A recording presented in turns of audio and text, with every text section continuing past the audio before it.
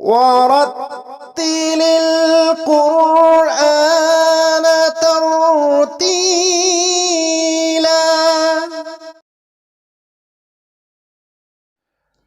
الحمد لله وحده والصلاة والسلام على من لا نبي بعده.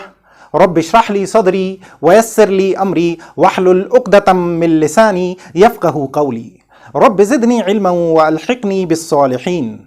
Assalam-u-Alaykum wa rahmatullahi wa barakatuh. Welcome to the second episode of this video series, ورتل القرآن ترتيلا. I hope you're doing great by the grace of Allah and following these videos very keenly. For those who are new to this channel, let me quickly reiterate that in this video series, ورتل القرآن ترتيلا, we are learning Tajweed. That is the rules of recitation of the Holy Quran.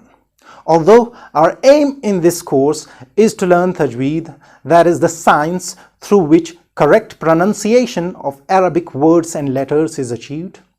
However, we will not limit ourselves to just learning Tajweed the way it is done conventionally. We will rather follow a systematic approach, and wherever possible, we will learn the meanings of words, morphology, and composition of words as well. That's why I started from the very basics, that is, learning the recognition of Arabic letters. So, if you're completely new to Arabic, and if you do not know anything about Arabic, if you do not even recognize the letters of Arabic alphabet, you don't have to be disheartened, because you will still be able to benefit from these videos, as we have started from scratch. I'm sorry to have taken a few extra minutes of your time to explain that. So, without any further delays, let's start our next lesson here today. We will quickly recapitulate what we did in the previous lesson. We saw that every language has a fixed set of letters which represent our sounds, which we make with our vocal tract while we speak. We said Arabic has 29 letters which do not include any short vowel sounds or short vowel letters. We had a quick look at the letters of Arabic alphabet and the diacritic signs that are used to mark short vowels in Arabic. If you haven't watched that video, and if you're watching this video on YouTube, please click on the link above and watch that video before proceeding with this lesson. Watching that video will make this lesson more comprehensible for you, inshallah. Let's move forward and learn about the letters of Arabic alphabet one by one. Let's start with the name of Allah. Let's write Bismillah.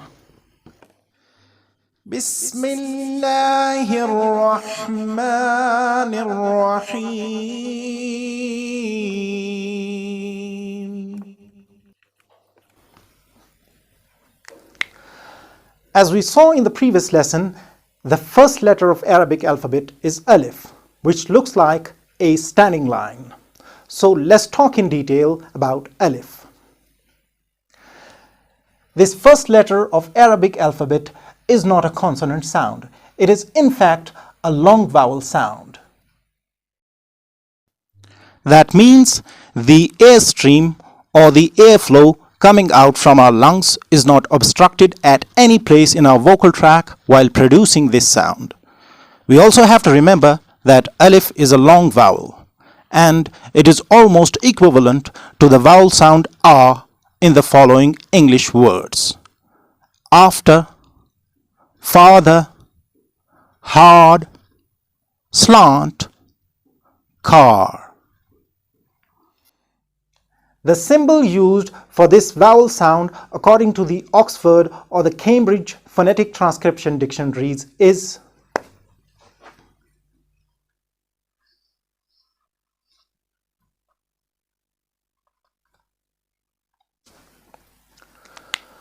Although we cannot say that the sound produced by Alif is exactly equal to the A sound in the words that we saw previously, but we may conveniently transcribe the sound produced by Alif in English to A, because that is the closest sound in English.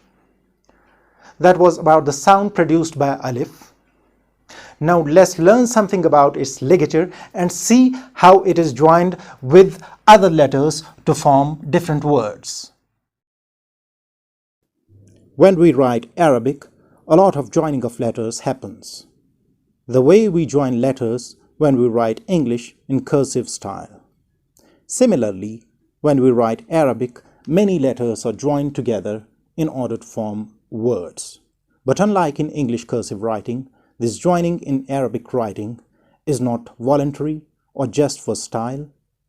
It is in fact an essential feature of Arabic writing.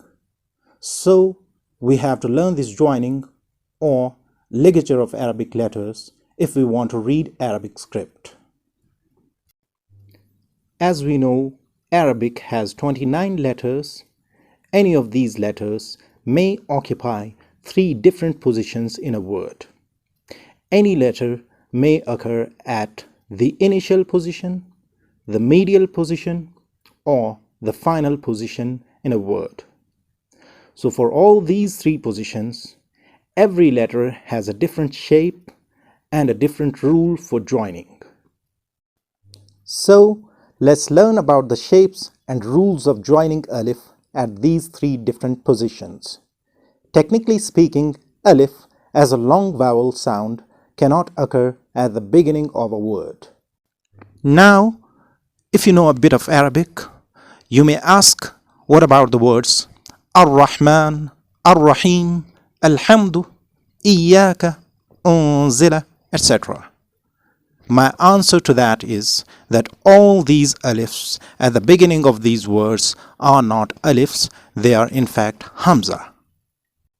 Because in order to pronounce alif, we have to pronounce a short vowel sound after it. And for that, we have to write a diacritic sign on top of alif or under it. And it's a rule of thumb in Arabic, if we place any diacritic sign on top of alif or under it, it doesn't remain alif, it becomes hamza, which is the 28th letter of Arabic alphabet and which is considered as a consonant. Confused?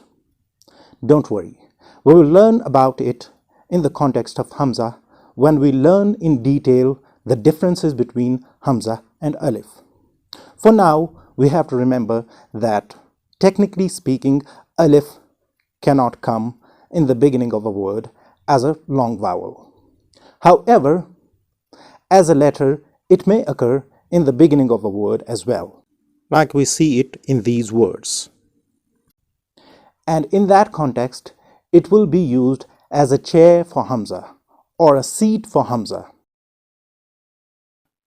Hamza may have 3 different chairs, about which we will learn in detail in the context of hamza, inshallah. Let's go back to alif and see how it can be written and joined at these 3 positions, viz. Initial, medial, and final. When we write alif at any of these 3 positions, it can only be joined with the letter preceding it and never with the letter preceding it. In other words, it can be joined with the letter on its right side only and never with the letter on its left side.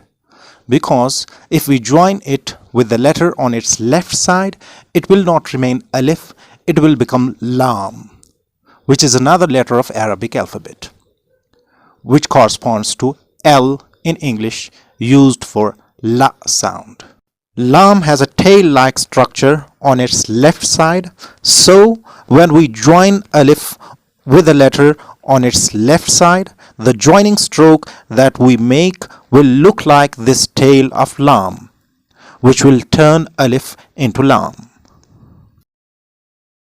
So we have to remember whether alif occurs at the initial, medial, or final position of a word, we can only join it with the letter on its right side and never with the letter on its left side.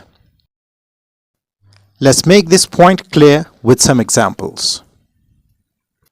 Jim alif, lam alif, mim alif.